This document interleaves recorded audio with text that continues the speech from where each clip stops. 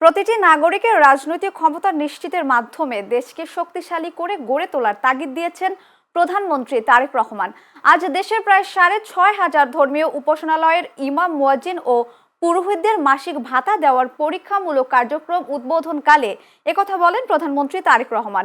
এদিন সকাল ১০টায় রাজধানীর ওসমানী স্মৃতি মিলনায়তনে আয়োজিত অনুষ্ঠানে তিনি প্রকল্পটির উদ্বোধন করেন। এ সময় প্রধানমন্ত্রী বলেন, এটি সরকারের নির্বাচনী অঙ্গীকার বাস্তবায়নের অংশ হিসেবে গ্রহণ করা হয়েছে।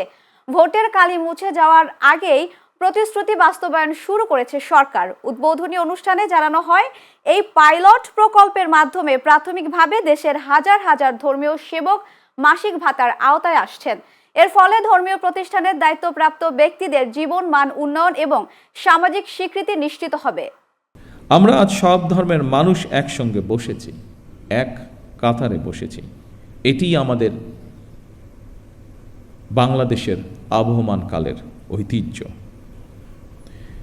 কেউ যেন আমাদের মধ্যে বিভেদ সৃষ্টি করতে না পারে। মুসলমান, হিন্দু, বৌদ্ধ, খ্রিস্টান, আমরা সবাই মিলে ইনশাল্লাহ একটি শান্তিময়, শান্তিপূর্ণ বাংলাদেশ গড়ে তুলব একসাথে।